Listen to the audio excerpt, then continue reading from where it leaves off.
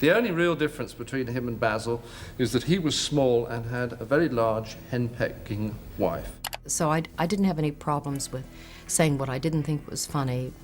No, I don't believe that. Why does he say that? It was bold, unapologetic, and side-splittingly funny.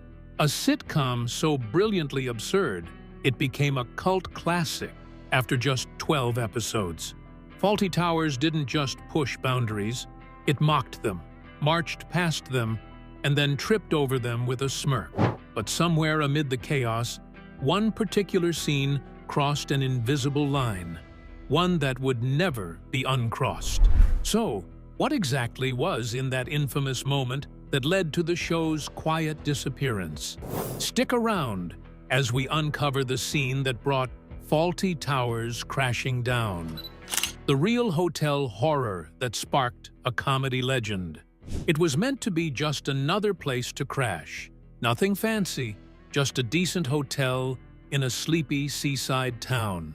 The year was 1970, and the Monty Python team had descended on Torquay to shoot Flying Circus. But what they found instead wasn't just accommodation. So next week's definite then, is it? Oh, good. Well, that'll be nice, won't it? I mean, we waited for that ball about as long as Hadrian.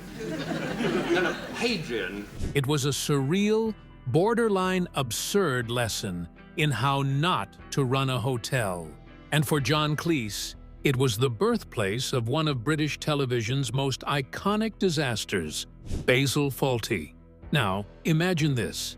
You walk into a hotel after a long trip, looking forward to rest. Instead, you're met by a man so suspicious and hostile, you start wondering if you're being secretly filmed. That was Donald Sinclair, the real-life manager of the Glen Eagles Hotel, who somehow made paranoia and customer service go hand in hand. He wasn't merely rude, he was theatrically erratic. He treated guests like invaders and questioned their every move, as though each one might be plotting against him. One moment that left the Pythons in stunned disbelief. Eric Idle had briefly left his briefcase in the lobby.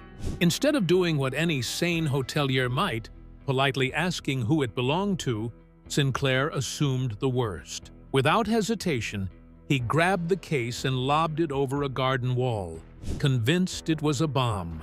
Not exactly a warm welcome, and certainly not the kind of security policy you'd expect from a hospitality professional. But that wasn't an isolated incident.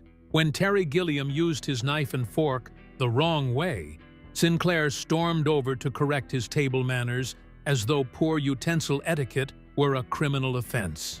Complaints from guests were often met with open contempt. Instead of solving problems, Sinclair added to them, creating an atmosphere that was as comically unbearable as it was real.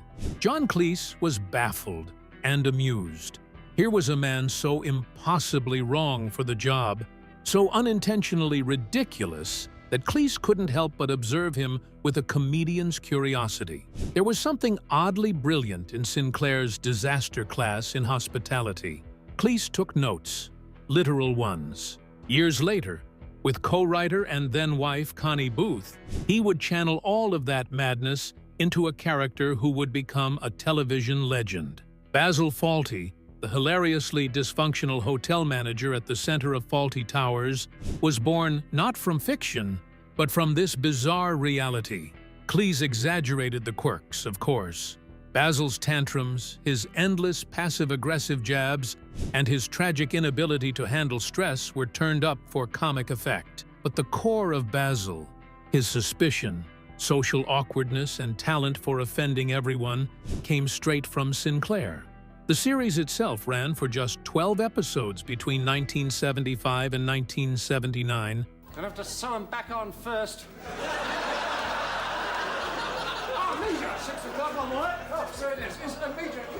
But it left a mark few sitcoms ever achieve. Every chaotic misunderstanding, every meltdown behind the reception desk was a tribute to that bewildering experience in Torquay. Ironically, Sinclair never fully grasped that he had inspired the show. He passed away in 1981, apparently unaware that his misguided management style had been immortalized